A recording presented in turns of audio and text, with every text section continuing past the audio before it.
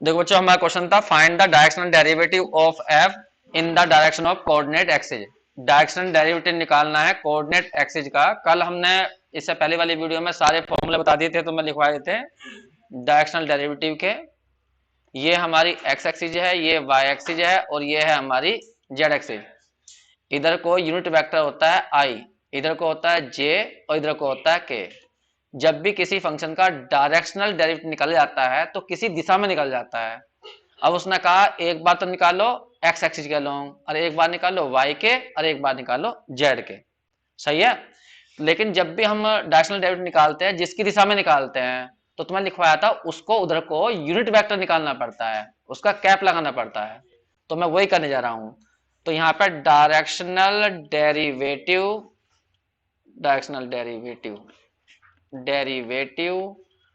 Of F किसकी दिशा में? In the direction of x axis, बराबर बताओ क्या फॉर्मूला बताया था। डेल एफ लिखोगे, डेल एफ, और डॉट लगाओगे, जिसकी दिशा में लगाते हैं निकालते हैं उसका कैप लेते हैं। तो यहां पर ए कैप कितना हुआ ये बता दीजिए। आई तो हो जाएगा वही ए। अच्छा एक बात बताओ, ये यही तो कह रहा है जिसकी दिशा में निकालना है उसका कैप लेना है। इसका कैप मतलब होता है ए कैप बराबर ए वेक्टर बटे ए का मैग्नीट्यूड। मतलब सीधी सी बात है कि उधर को हमें इकाई सदिश बनाना है। तो इधर को एक्स एक्सिस की तरफ को तो आई कैप जो होता है वो खुद ही यूनिट वेक्टर होता है। तो ए कैप की वैल्यू यहां पर आई कैप हो जाएगी। तो यहां पर लिखा जाएगा डेल एफ डॉट, और यहां आई कैप। डेल एफ का मतलब बताओ क्या होता है? एफ का एक्स के, फिर एफ का वाई के, फिर एफ का जेड के, और यहां के, और पीछे आ जाएगा डॉट। अब बताओ डॉट कैसे निकलता है? आई की आई में डॉट होगी तो क्या बचेगा? डेल एफ, और बाकी सब जीरो। बस यही आंसर है। ऐसे जब y के दिशा में निकालोगे तो ए कैप की जगह जे कैप ले लो, ए की जगह जे कैप ले लोगे। और जेड की दिशा में निकालोगे तो ए कैप की जगह के कैप। तो बस उसका आंसर आ जाएगा del F over del Z. और बोल दीजिए कौन सा करना, नोट करोगे? जल्दी नोट करिए। देखो बच्चों, क्वेश्चन नंबर है 4। लिखा है फॉर द फंक्शन, फंक्शन तो ये दे दी गई है, find the value of directional derivative. लेकिन किसकी दिशा में? 30 डिग्री के एंगल की दिशा में। किससे? एक्स एक्स की दिशा से। मान लीजिए ये एक्स एक्सिस है, इससे इधर को लो, ये है 30 डिग्री का एंगल। इस दिशा में को निकालना। कहने का मतलब ए कैप जो होगा वो यूनिट वेक्टर लेना है इस दिशा में। तो यूनिट वेक्टर का मतलब होता है जिसकी लंबाई कितनी हो? 1 हो। ये मान लो ए कैप इधर को है, ये ए कैप ही है, तो इसकी लंबाई कितनी होगी? 1 होगी ना। तो ए वेक्टर बनाने का तरीका बता रहा हूं तुम्हें। ये बताओ, ये 1 है, ये 30 है, तो तुम मुझे ये दूरी निकाल के दिखाओ कितनी होगी। इस त्रिभुज में cos 30 का फॉर्मूला लगा दो, तो आधार आ जाएगा। मान लीजिए ओ है, ये ए है, तो ओ ए बटे कितना आ जाएगा? कर्ण, कर्ण कितना होगा? 1। तो ओ ए बराबर कितना आएगा? 1 cos 30। cos 30 कितना होता है? √3/2। ऐसे ही एक बार लगा दो sin 30 का फॉर्मूला, तो सामने वाली साइड आ जाएगी। मान लो ये बी है, तो ओ बी अपॉन कितना आ जाएगा? 1। तो यहां से ओ बी निकल आएगा तुम्हारा। तो ओ बी बताओ कितना जाएगा? बस। तो यहां से ओबी की वैल्यू आ जाएगी साइन 30। साइन 30 का मतलब हो जाएगा 1/2। ये आ गया। तो ये दूरी तो होगी तुम्हारी 1/2, ये हो गई तुम्हारी √3/2। तो इस बिंदु का कोऑर्डिनेट क्या है? इस बिंदु का कोऑर्डिनेट आए √3/2 और 1/2। तो बताओ ए कैप कैसे बनेगा? ए कैप कैसे बताया था? जब भी किसी बिंदु का कोऑर्डिनेट पता हो तो √3/2 आई कर दो, और प्लस 1/2 और जे कर दो। अगर वेक्टर के हिसाब से करना तुम्हें, तो यो वेक्टर बनाओ, पहले ये वाला वेक्टर, फिर ये वाला वेक्टर बनाओ, इन दोनों वेक्टर को ऐड करो तो यो वेक्टर बनेगा। वरना सिंपल सी बात है, इसे कोऑर्डिनेट निकाल लो, अठाका आई जे के लगा दो, तो ए कैप आ गया। अब तुम्हें विश्वास ना हो तो ए कैप का मापांक निकाल के दिखाओ। निकालिए मापांक कितना बैठेगा। इसका स्क्वायर करो तो 3/4, इसका स्क्वायर करो 1/4, तो देखो कितना आ जाएगा? 1 आ जाएगा। तो ये हमने ऐसा वेक्टर बना दिया जिसका मापांक कितना है? 1 है। वही हमें जब भी डायरेक्शनल डेरिवेटिव निकालना पड़ता है तो डेल एफ डॉट ए कैप निकालना पड़ता है। तो ए कैप का मतलब है ऐसा वेक्टर जिसका अपना मापांक 1 हो, और दिशा उन्हें खुद बताई, इधर को लेना 30 डिग्री के कोण पर। समझ गए तुम? ठीक जी।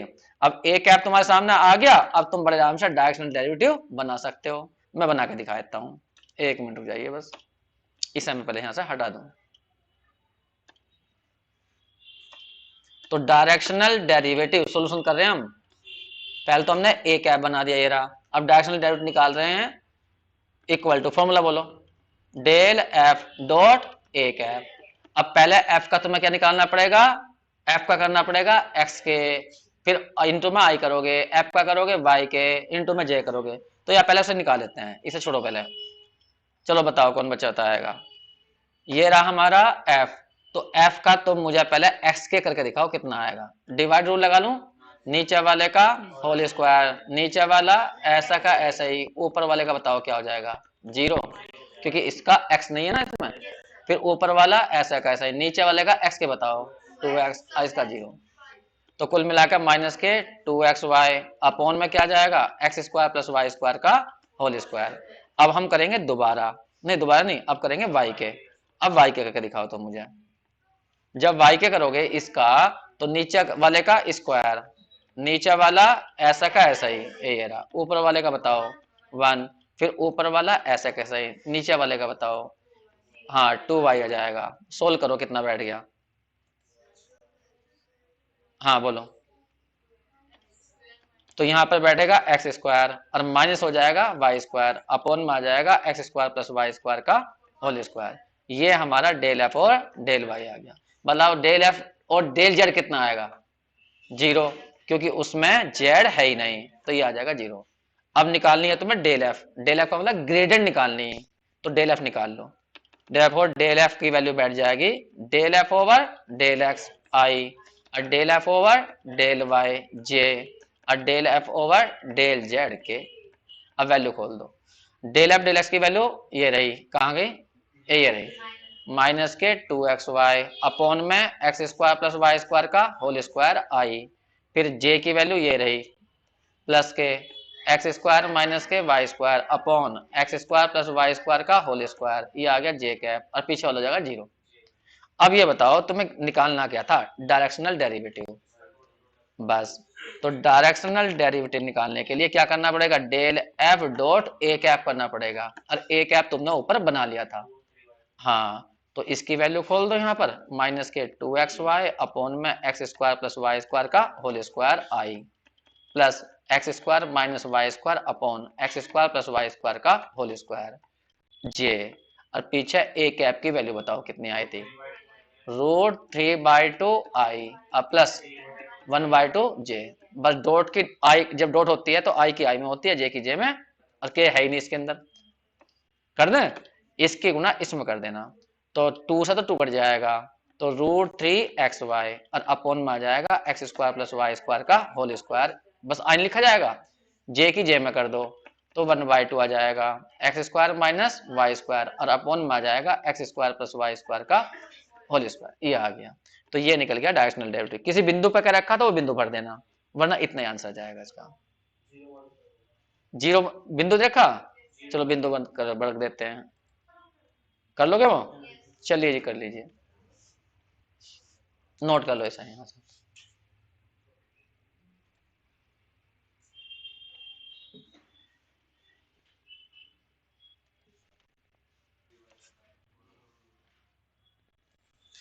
बच्चों थर्ड क्वेश्चन कह रहे हैं, ये एक बार मैं क्वेश्चन लिख देता हूँ। वैसे किताब लिखने की जरूरत तो है नहीं, किताब तो तुम्हारे पास में है ही सबके जो है, और फिर भी कृष्णा की किताब है ये, कृष्णा की किताब में से बोलते हैं हम ज्यादातर जो है। हाँ कृष्णा प्रकाशन, और इसके सोल्यूशन भी हमने डाल दी जाते हैं हमारे उस पर जो है, किस पर, टेलीग्राम पर जो है, तो वहां देख लग रो जो है, क्वेश्चन तो वहां भी लिखे होते हैं। क्वेश्चन नंबर कौन सा, थर्ड का थर्ड पार्ट। तो बस 3 पार्ट दिए हैं, उसने डायरेक्शन बताई है ये तो, ठीक है। फंक्शन क्या दिया हमें, देखिए फंक्शन दी है एक्स वाई जेड, पॉइंट भी दे रखा है, और डायरेक्शन जो दी है ना, ए वेक्टर जो है वो दिया है आई प्लस जे प्लस के। अब यहाँ पे इसे मैंने ए कैप क्यों नहीं लिया, तुम खुद सोचो, ये यूनिट वेक्टर नहीं है, इसका जो मापांक आएगा वो कुछ अलग आएगा। हाँ कितना बैठेगा, 1 का स्क्वायर प्लस 1 का स्क्वायर प्लस 1 का स्क्वायर √3 बैठेगा। अगर ये इसका मापांक 1 होता तो मैं इसे ये कैप मान लेता, ठीक है। तो यहाँ पे ये फॉर्मूला मुझे लगाना पड़ेगा अब, ए कैप मानने के लिए। हाँ बोलो क्या? तो ऊपर आ गया आई प्लस जे प्लस के और नीचे आ जाएगा √3, बस ये बन गया ए कैप। अब ए कैप ये रहा, फाई ये रहा, पहले फाई का क्या निकालना पड़ेगा? ग्रेडियंट। तो ग्रेडियंट बताओ फाई का कैसे निकलेगा? एफ फाई का एक्स के बताओ क्या आएगा? वाई जेड इंटू में आई, फिर फाई का वाई के एक्स जेड इंटू में जे, फिर जेड के एक्स वाई और इंटू में के। अब बस डायरेक्शनल डेरिवेटिव निकाल दो, बराबर क्या आ जाएगा? डेल फाई और डॉट और ए कैप, बस इसकी और ई और ए कैप डॉट कर दो, डॉट होगा आई के साथ जे के बस क्वेश्चन आंसर। वही 1/√3 तो बाहर ले लोगे ना तुम, करो आई में, यहाँ आई के साथ में 1 है, यहाँ कितना है? वाई जेड, तो वाई जेड जाएगा, फिर एक्स जेड, फिर एक्स वाई, बस ये आंसर आ गया। किसी पॉइंट पे रखा वो पॉइंट भर दो। हाँ तो बस पॉइंट भर दो बाद में। और बोल दो 5 का 4th पार्ट, उसमें मैक्सिमम पूछा है ना। हाँ तो मैक्सिमम के लिए तो कुछ भी नहीं करना पड़ता, बस ग्रेडियंट निकालनी पड़ती है। हैं? हाँ बस मोड निकालना पड़ता है, पर जो भी तुम्हें ग्रेडियंट आएगी ना उसका मोड लगा दो बस। और जो पॉइंट दिया ना तो पॉइंट खुद बना लो ना, वेक्टर के रूप में देखा तो पॉइंट बताओ क्या है? पॉइंट है 2 3 -1, बस लास्ट में पॉइंट भर दिया। कौन सा वाला? 6 6 वाला? हाँ मैं कर देता हूँ, इसे नोट करो जल्दी से पहले इतना।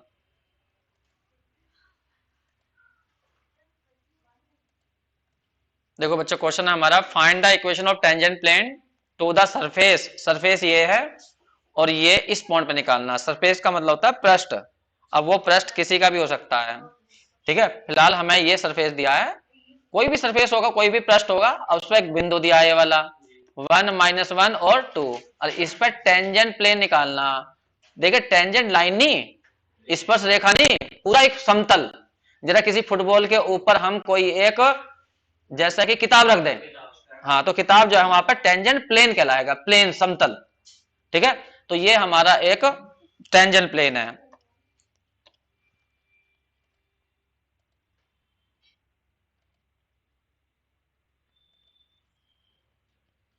चलते भी तो नहीं है इन टाइम पे। हाँ चलो ये रहा।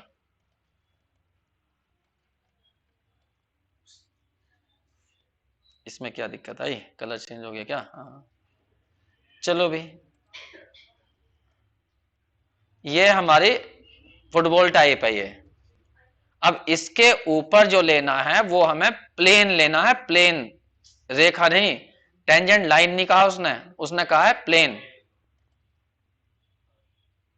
चलिए जी इसे ले लेता हूं मैं, ये एक प्लेन है और ये इसके ऊपर यहां पर टच कराना, यहां पर ये जगह।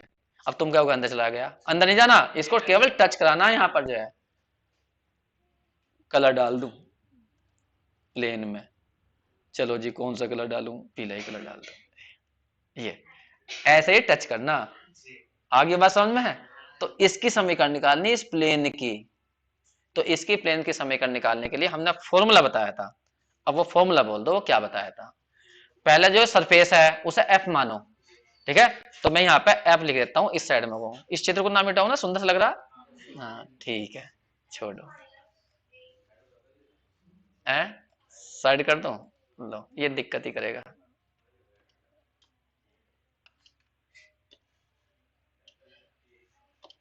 चलो जी एफ मानते हैं सबसे पहले। एफ बराबर कितना है? Y z minus z x plus के एक्स वाई प्लस के 5। अब बताओ एफ का एक्स के करो, यहां पर 0 माइनस के जेड, यहां पर वाई, बाकी सब 0। डेल एफ डेल वाई करियो, वाई पे ध्यान देना, बस वाई पे जेड, यहाँ 0, यहाँ प्लस के x, del F over del z करना, वाई और माइनस एक्स, ये आ गया बस। अब हमें निकालनी है ग्रेडियंट। तो ग्रेडियंट कैसे निकलती है? एफ का एक्स के आई, एफ का वाई के जे और एफ का जेड के नहीं, ग्रेडियंट की जरूरत कहाँ है इसमें? हम तो सीधा क्या निकाल रहे हैं? टेंजेंट प्लेन निकाल रहे हैं ना। तो बस सीधा फॉर्मूला होता है equation of tangent plane. Tangent plane का फॉर्मूला किस बिंदु पे निकालना वो बता दो, 1 -1 और 2 पे। तो ये हमारे फॉर्मूले के हिसाब से ए बी सी हैं। तो फॉर्मूला लिखवाया होगा तो मैं x - a into del F over del x. बस इसमें एक गलती मत करना, जो डेल एफ डेल एक्स है ना वो इसी पॉइंट पर निकालने पड़ेंगे तुम्हें पहले, वरना फिर ये एक्स वाई में आएंगे ना। इसको यहां से हटा दूं मैं, एक मिनट को, एक मिनट हटा दिया मैंने। पहले इनकी वैल्यू निकालो उस पॉइंट पे, डेल एफ डेल एक्स की वैल्यू किस पर, 1 -1 और 2 पर भरो। इसके अंदर क्या आ जाएगा, जेड की वैल्यू 2 भरोगे, वाई की जगह -1 तो माइनस का 3 आ जाएगा। फिर यहाँ पे निकालोगे del F over del y की वैल्यू इसी पॉइंट पर निकालनी, 1 -1 2 पर, तो यहाँ पर 3 आ जाएगी। इसी तरह से del F over del z की वैल्यू निकालनी किस पॉइंट पर, 1 -1 और 2 पर। चलो बताओ यहाँ कितना जाएगा, -2। बस जब इसमें यहाँ भरेंगे ना इनकी वैल्यू तो ये वाली भरनी, फिर प्लस फॉर्मूला क्या था, y माइनस बी इंटू में del F over del z del Y, और फिर उसके बाद बता जेड माइनस सी इंटू में del F over del Z और इक्वल टू 0। भरो x की जगह, a की जगह क्या है, a की जगह है 1, और del F over del x की वैल्यू आई -3 तो यहाँ -3 आ जाएगा। और यहाँ y माइनस बी की वैल्यू कितनी थी, -1 तो +1 हो जाएगा, और del F over del y की वैल्यू 3 है तो 3 लिख दो। फिर प्लस जेड माइनस सी कितना है, 2 है, 2 लिख दो। डेल एफ डेल जेड कितना है, -2 है। बस इसको सोल्व कर दो, थोड़ा सा इकट्ठा सा कर दो, वही आंसर आ गया। अगर तुम्हें नॉर्मल निकालना होगा, यही बता देता हूं मैं, इसमें है नहीं वैसे। अगर तुम्हें इक्वेशन ऑफ क्या निकालनी है, नॉर्मल, नॉर्मल ना, प्लेन नहीं है, ये लाइन है, ये लाइन है, इसके ऊपर ऐसी लाइन जो इस प्लेन पर कितने का एंगल बनाती हो, 90 का, तो इसे बोलते हैं नॉर्मल, इसे। तो ये लाइन है, तो नॉर्मल की इक्वेशन निकालनी हो कभी भी तो कुछ नहीं करना पड़ता, x माइनस ए बटे आएगा del F over del X, और बीच में फिर इक्वल, और y minus B upon del F over del Y, और फिर बीच में equal Z minus C upon del F over del Z. बस इतना करना। अब यदि मान लो मैं इसे सजाना चाहूं तो सजाओ। चलो ए की वैल्यू कितनी थी, पॉइंट क्या था जिस पॉइंट पे तुम निकाल रहे थे, 1 था, upon del F del x की वैल्यू -3, फिर y माइनस बी कितना था, -1 तो +1 हो जाएगा, और डेल एफ और डेल वाई 3, ये रहा 3, और जेड माइनस सी कितना था, 2 बटे डेल एफ और डेल जेड -2। बस इतना लिख के छोड़ दियो, यही आंसर है। अब तुम कहोगे ऐसी इक्वेशन कैसी होती है, बोला ये 3D में होती है। 3D में अगर तुम्हें 3D थोड़ी बहुत पढ़ी हो तो इंटर में, इसे सिमेट्रिक फॉर्म कहा जाता है। फिलहाल जब 3D पढ़ेंगे ना अगले सेमेस्टर में, उसमें आएगा सब ये। हाँ फिलहाल नोट कर, तुमने कहाँ तक नोट कराया है, तो नोट कर लो इसे। देखो बच्चों क्वेश्चन है ये हमारा 8, so that the directional derivative of a scalar point function, दिखाइए किसी फंक्शन का, स्केलर पॉइंट फंक्शन का directional derivative along ALONG along any tangent line, tangent line की दिशा में निकालना। दिशा बताइए, tangent line to the level surface, जो भी तुम्हें सरफेस दिया है उसके किसी पॉइंट पर, तो वो हमेशा 0 आएगा। जैसे कि ये सरफेस है मान लो, ठीक है, इस पे ये कोई पॉइंट ले लिया हमने, इस पर यहाँ पे टेंजेंट लाइन लेनी है, ये रही टेंजेंट लाइन, प्लेन नहीं, टेंजेंट लाइन, ठीक है, और इधर को निकालना हमें। तो मैंने बताया तुम्हें जो नॉर्मल वेक्टर, जो नॉर्मल होता है इधर को होता है हमारा डेल एफ, ठीक, डेल एफ और ये टेंजेंट लाइन, इनके बीच का कोण कितना होता है बताइए, 90 डिग्री। तो इधर को निकालना, इस दिशा में निकालना ना हमें, ठीक। अब ये बताओ जब तुमने ये एंगल 90 डिग्री बता दिया मुझे जो है, तो इसका इधर को कंपोनेंट कितना आएगा, कोई बात नहीं, एक बात सोचो, हाँ एक बात सोचो, यहाँ पर डायरेक्शनल डेरिवेटिव होता क्या है किसी का फंक्शन का भी, हाँ, डेल एफ डॉट ए कैप होता है, ये तो है। और जब हम डॉट निकालते हैं तो डॉट का फॉर्मूला क्या होता है, ए इसका मैग्नीट्यूड इंटू में ए कैप इंटू में उनके बीच का एंगल, और 90 कितना आ जाएगा, 90, क्योंकि इधर को है ए कैप, तो इनके बीच का कोण कितना है, अरे उसने खुद कहा है जो तुम्हें दिशा लेनी है, दिशा किधर को लेनी है, टेंजेंट लाइन, तो ये ए कैप जो है उसकी जो दिशा है वो टेंजेंट के अनुसार है, इधर को है, इधर को, तो एंगल कितना हो गया यहाँ पर 90। ए डॉट बी का फॉर्मूला क्या होता है, ए का मापांक बी का मापांक कोस उनके बीच का कोण, तो डेल्टा एफ जो होता है ये तो नॉर्मल की तरफ को होता है, लिखवाया तो नॉर्मल वेक्टर होता है, और ए कैप की दिशा इधर को है, तो इनके बीच का कोण ना कितना है 90, तो कुल मिलाकर ये क्या कर देगा पूरे को 0, तो आंसर 0 आ गया, सही है, ठीक जी, नोट करो जल्दी से। क्वेश्चन नंबर फिर 9 भी है ना, चलो 9 करते हैं फिर। देखो बच्चों क्वेश्चन नंबर 9 है, find the angle of intersection at, इस बिंदु पर ऑफ द स्पेयर्स, एक गोला ये है, स्पेयर मतलब गोला, एक गोला ये है और दूसरा गोला ये है। तो ये दोनों गोले एक दूसरे को काट रहे होंगे, तो जहां काट रहे हैं वो बिंदु ये है, तो इस बिंदु पर कोण निकालना उनके बीच का। पहले तो मैं समझाता हूं कि एंगल का मतलब होता क्या है। देखिए दो लाइन तो तुम जानते हो, दो लाइन है, एक लाइन ये है, इनके बीच का एंगल निकालना, ठीक। लेकिन जब दो कर्व होते हैं, सीधी लाइन नहीं होती, तो उस टाइम पे एंगल कैसे निकल जाता है, ये मैं इसे हटा देता हूं एक मिनट को। बस ये मान लीजिए कोई कर्व है और दूसरा कर्व ये है और ये यहाँ काट रहे हैं, तो इनके बीच का कोण कैसे बताया जाएगा।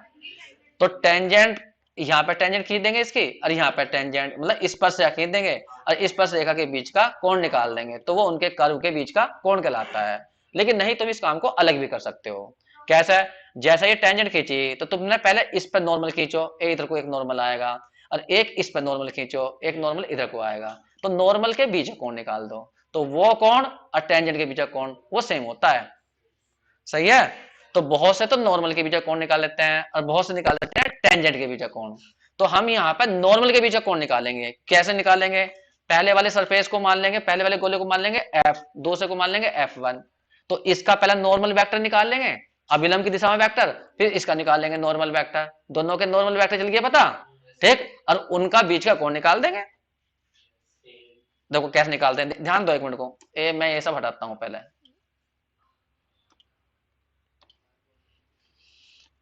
एक ये गोला है, मैंने गोले का छोटा सा हिस्सा बनाया, और दूसरा गोला ये है, ठीक। ये टेंजेंट है, ये टेंजेंट है और ये टेंजेंट है।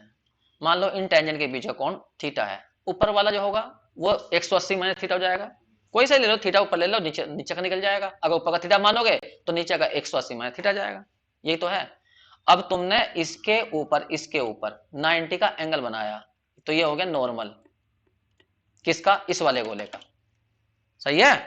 अब ये वाला गोला लो, दूसरे वाला गोला, ये वाला गोला, तो इसकी टेंजेंट ये है, तो इस पे यहाँ ये, तो इसका नॉर्मल ये हो गया।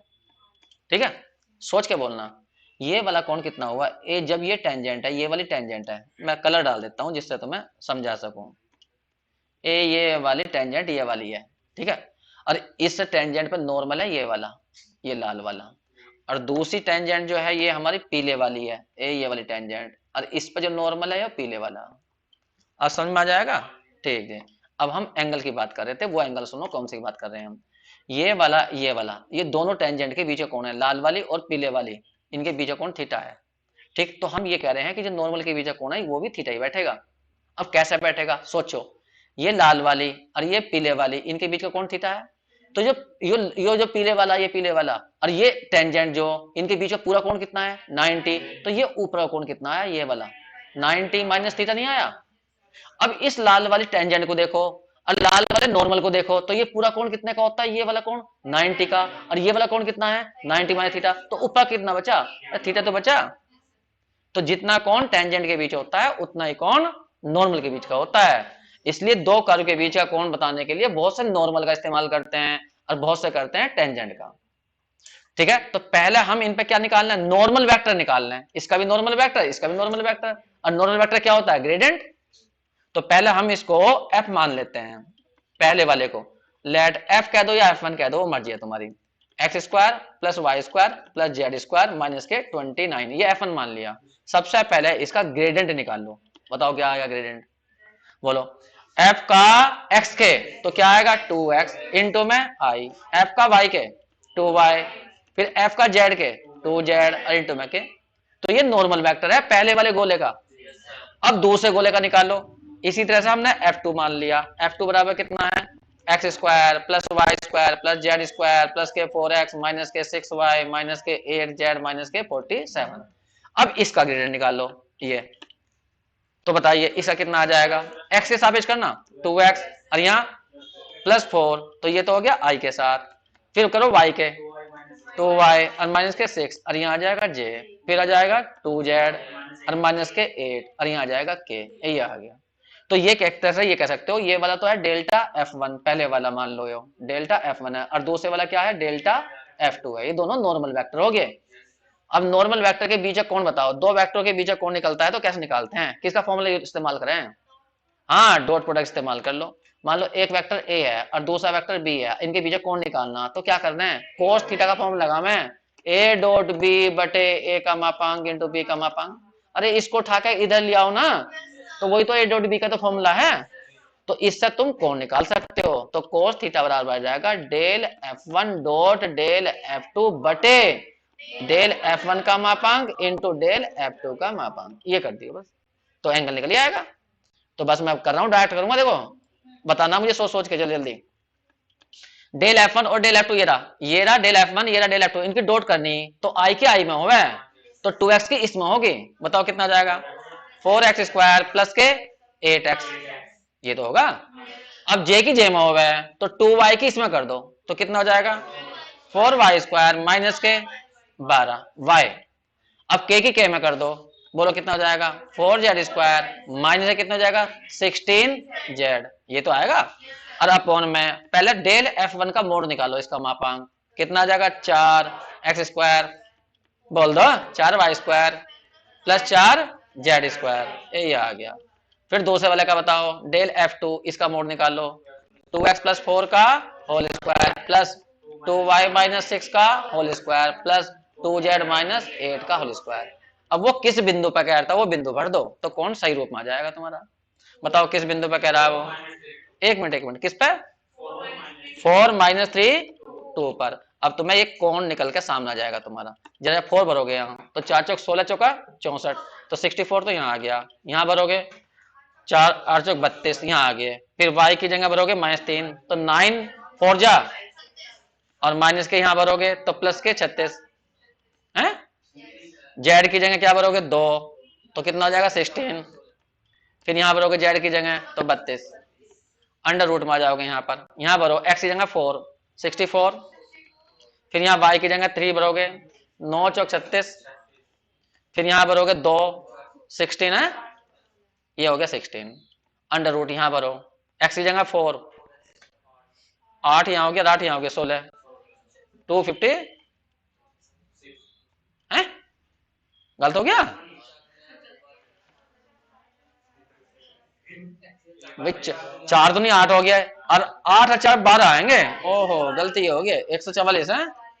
हाँ यहाँ बताओ, तो फिर y की जगह माइनस के तुमने 3 भरा, तो माइनस के 6 माइनस के 6 माइनस के 12, 12 का स्क्वायर 140 ही होगा, और प्लस z की जगह 2 रखा यहाँ पे तुमने, तो यहाँ हो गया 4 माइनस के 4 बचे, तो कितना जाएगा 16। अब जल्दी से काटा पीटी करिए, देखिए कितना बैठा है। देखो बच्चों, जो ये हमने क्वेश्चन करे हैं, अब इसके अंदर जो अगली एक्सरसाइज है, इनमें कोई फॉर्मूले तो है नहीं, फॉर्मूले तो यही है जो हमने करे हैं, उनकी मिक्स करके इन्होंने एक एक्सरसाइज बना दी है, एक्सरसाइज नंबर लास्ट वाली, ठीक है। अब इसमें जो मैं इंपॉर्टेंट है वो तो मैं बता रहा हूं, हाँ फिर रूट 9 से फिर 19 से ऊपर नीचे मल्टीप्लाई कर दिया, वही हो जाएगा।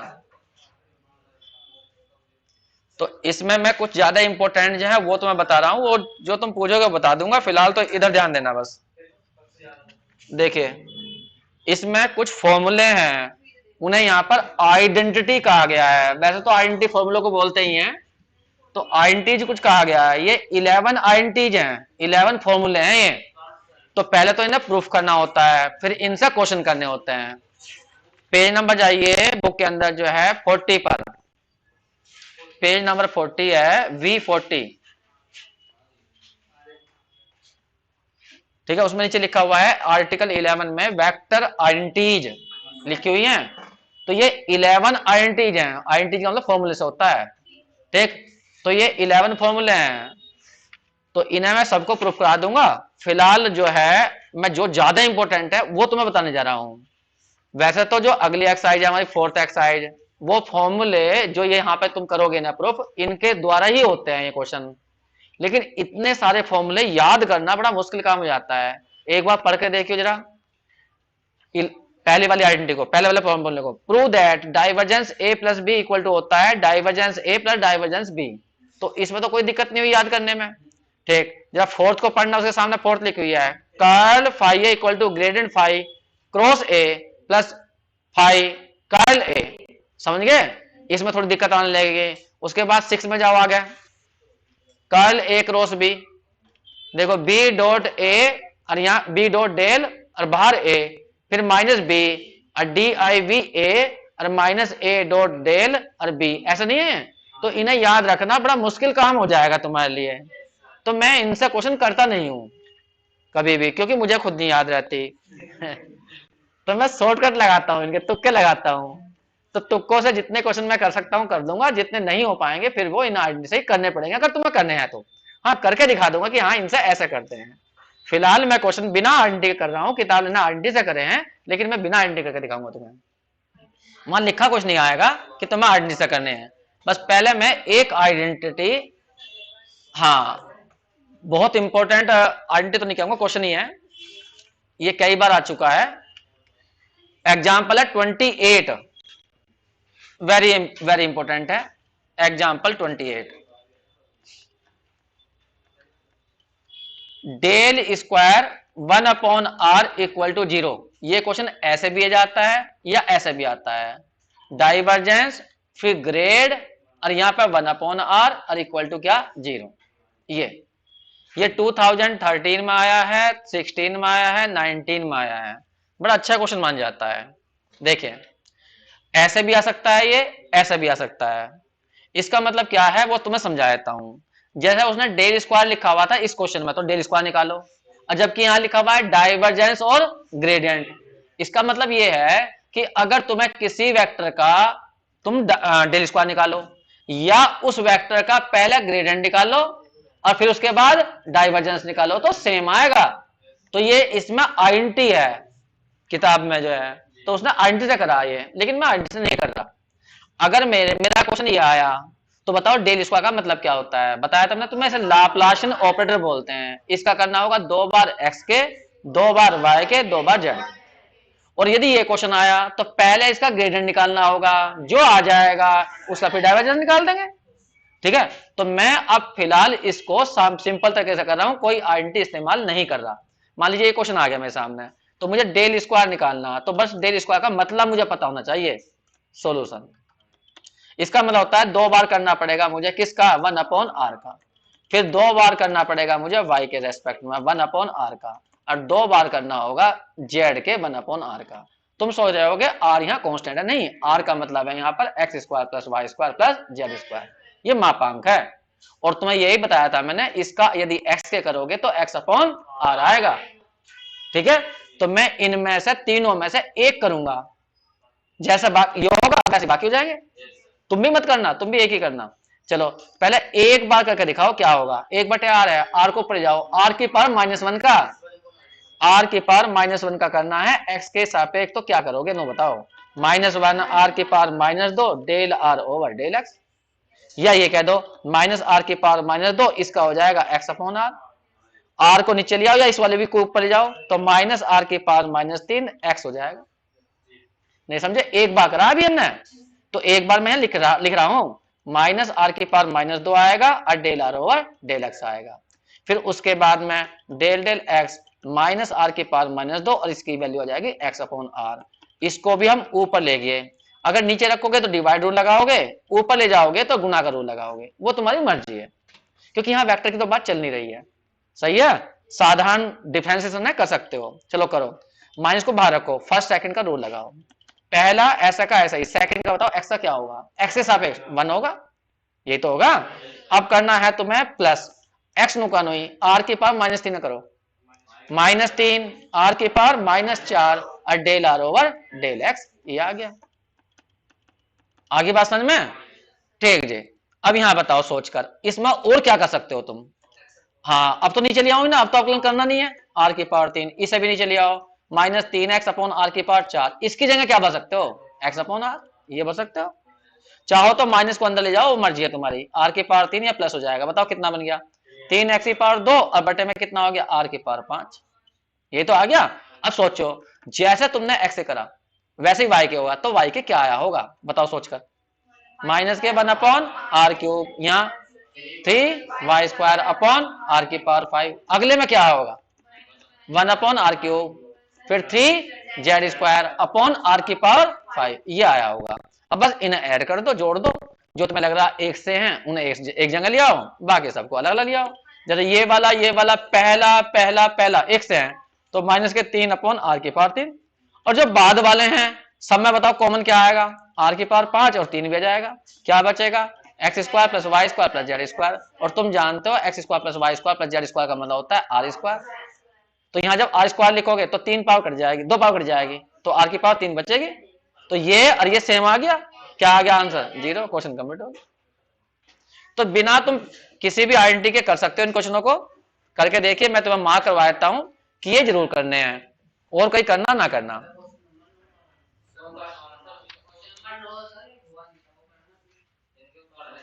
अभी देखते हैं, 1 मिनट को जरा यहां से देखो। एग्जाम्पल नंबर आ जाइए, पेज नंबर जाइए 45 पर। एग्जाम्पल 23 जो तुम्हें करनी है जरूर, 23 24 2019 में आई है। एग्जाम्पल 23 भी करनी है तुम्हें, एग्जाम्पल 24 करनी है, ये 2019 में आ चुकी है। उसके बाद में एग्जाम्पल 25 करनी है, ये भी 19 में आई है। उसके बाद एग्जाम्पल 26 करनी है। 27 बहुत इंपॉर्टेंट है, वेरी वेरी इंपॉर्टेंट, ये मैं खुद भी कराऊंगा। 2014 में है, 15 में है और 19 में है। 28 मैंने बताई दी है तुम्हें। 29 2018 में आई है। ये किताब में चाहे कैसे भी कर रखी है, इसने आइडेंटिटी का इस्तेमाल करा है, मैं आइडेंटिटी से नहीं करूंगा। एक एग्जाम्पल है 30, तो मैं ये एग्जाम्पल जरूर ट्राई करनी है, और कल को मुझे बताना है इनमें से कौन सी नहीं हुई है। ठीक है, ठीक है बच्चों, इसे उतारो।